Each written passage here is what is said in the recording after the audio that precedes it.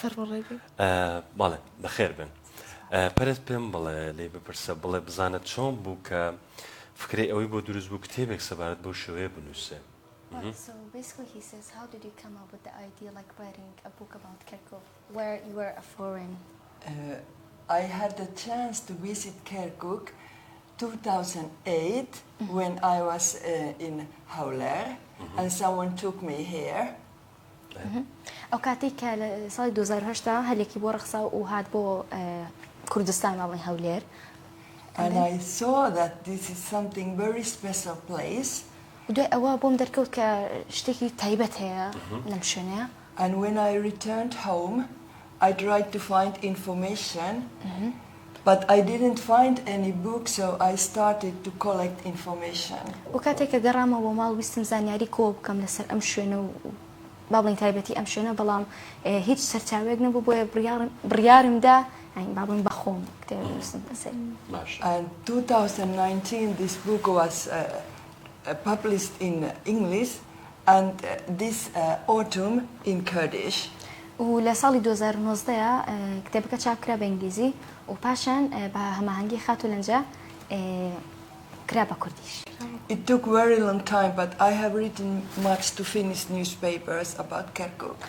كاتكي زوري خان تابو طابو وهروها بتما وتشن بابلين نيوز جريدة كشي لسر كركوك نسيوا يعني بابلين لسر جريدة كان عفوا روجنامة نسيوا بلا روجنامة كان زۆر باشە بێگومان لە یادمان نەچێت خاتو کریستینە تێزی دکتۆرا و ماستەرەکە هەر سەبارەت بە دۆزی کووردە کە وردبینی لە بابەتیا کردووە سەبارەت بە کوردستان و هەروە کۆمەڵە و شۆڕش و جەنگانی کە لە کوردستانە ڕوویاندا هاوکات بە ئاماژە بۆش بڵم لەنجەخانیش لە کۆمەڵە وتارە بەشداری کردووە هەروەها وەرگێڕانی تریشی بۆ کتێبی تر کردووە با منەوە پرسیارە ئاڕاستی تۆ بکەم لەنجەخان چۆن بوو بڕیارەدا بە هەمانی لەگەڵ خاتو کریستینە ئەو کتێبە وەرگێڕنە سەر زمانی ئینگلیزی و دواتر بۆ سەر کوردی بەشەکەی سڵاوتان لەبێ سڵاو لە بنەرە بەڕێزەکانی ئێوە بیرۆکەی کتێبەکە پێشترۆک و کریستینە خۆی باسی کرد لە ساڵی 2008 کاتێک سەردانی کەرکووکی کردو بیرۆکەی کتێبەکە لەوە هاتووە دواتر چەند جارێک لەگەڵ کریستینە سەردانی کەرکووکمان کردو بۆی کە دۆخی کەرکووک لە نزیکەوە ببینن چاوپێکەوتن لەگەڵ خەڵکەکان ئێرە بکەین یعنی کتێبەکە بکۆی گشتی کتێبەکە تەنها کتێبێک نییە کە لەسەر چاوی ترە وەرگیرابێت بەڵکو کریستینە زۆر گرنگی بەوە ئاات کە خۆی چاوپێکەوتنی مەدانی ئەنجام بات بۆچی ئەو کتێبم وەرگێڕاوە چەند شتێک هەیەکەوەی لە من کرد ئەو کتێبە وەربگێڕم یەکێک لەوە هۆکارەکان ئەوەیە کە من لەگەڵ ڕووداوەکانی ئەو کتێبە ژیاوم یانی لە زۆربەی چاوپێکەوتنەکانە لەگەڵ یابووم دواتر ئەو کتێبەکە نووسێوانە پێیوتم کە ئەو بابەتەکانە ئەوانە بەلام ئەو کتێبێکی سێ سەرنجڕاکێش بوو پێم وایە ئەو کتێبانەی ئەو بابەتانەی کە لەو کتێبەیە هەیە لە زۆر کتێبی ترا دەست ناکەوێت چونکە خۆتەزانی زۆربەی نووسەر و لێکۆڵەرانی ئێمە بڵین پاڵپشتیەکەن بە کۆمەڵە سەرچاوی نووسرا و ئەم جیاوازەکەی لەوەیە کە چاوپێکەوتنی مەدانی ئەکات و کۆی ئەکاتەوە و دواتر لەوەوە بابەتەکەی خۆی هەڵێنجێت بۆیە بۆ من کتێبێکی تایبەت بوو وەزانیاری زۆر زۆر باشتیا بوو بۆ یەک بڕیاری وەرگێڕانم یا بۆ کوردی پەرست پێم بڵێ لێ بپرسە خاتو کریستینە ئەو ئاستەنگیانە چی بوو کە هاتە ڕێگای سەبارەت بە نووسینی ئەو کتێبە So he says, what was the difficulties that came up to your way when you wrote this book? Actually, after 2010, I was living in Suleymania for some years because I was working here, and at that time it was very easy to come here and to collect information. لدوی ساڵی 2002 هات بۆ سلێمانی و لەوێ ئیشی ئەکرد و لەوێوە باڵێن زانیاری باشی کۆ کرد but he doesn't mean it in that way. He means like what was the difficulties that you faced during writing this book? I didn't face difficulties. Only after the 16th of October I have not been able to come here.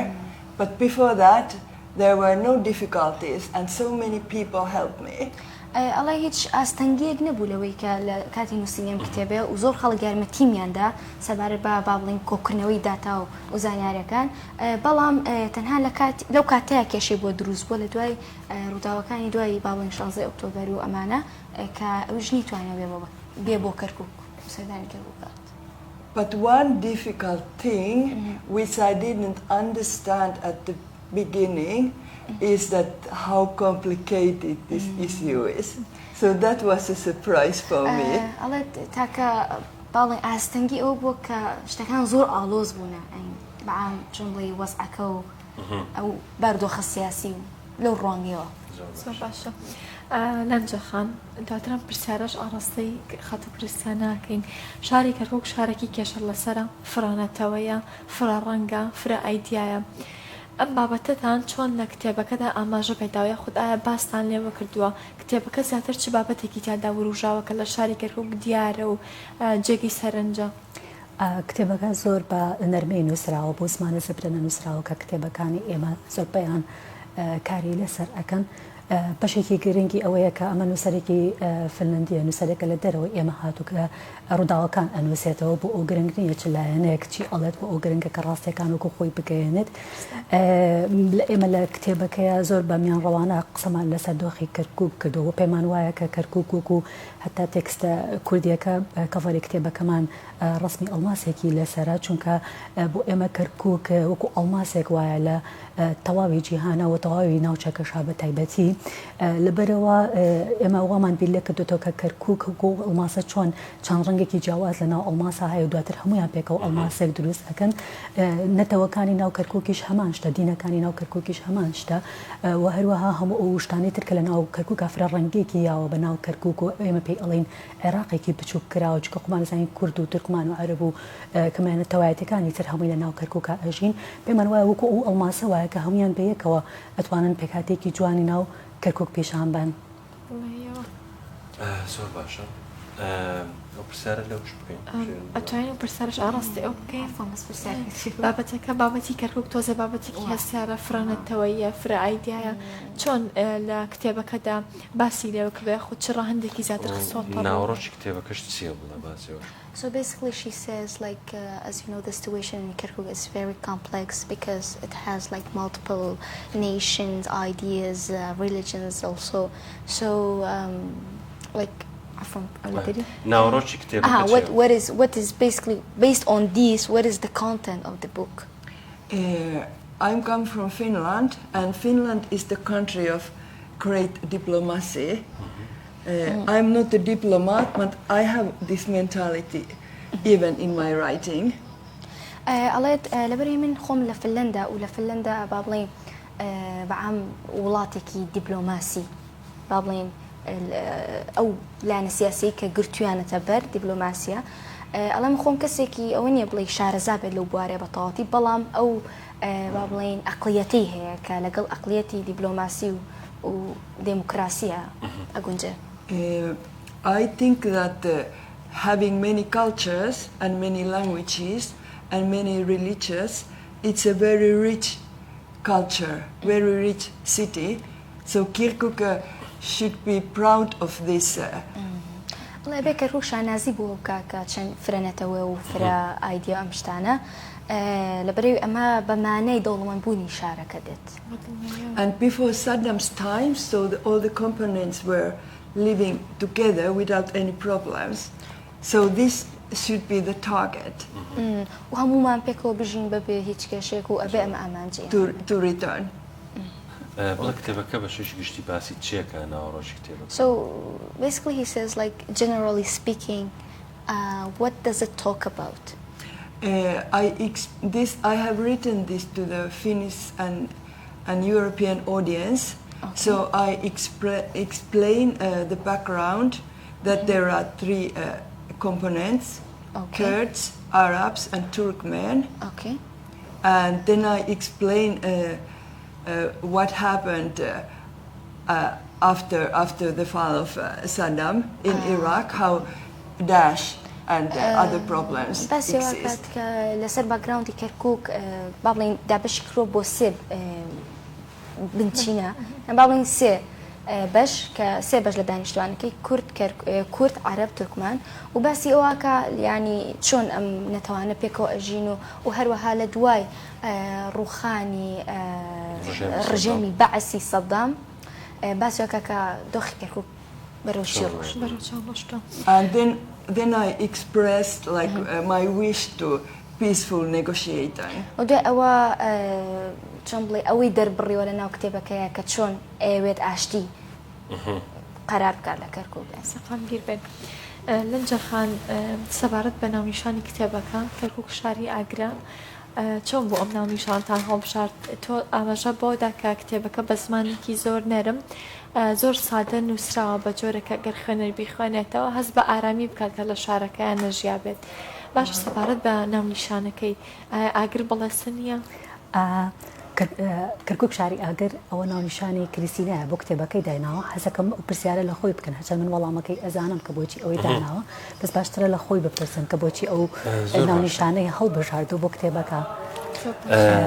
So basically they say like, how did you come up with that idea to make that kind of title like Kirkuk, the city of fire? Like, can you explain it? Why? There is two reasons.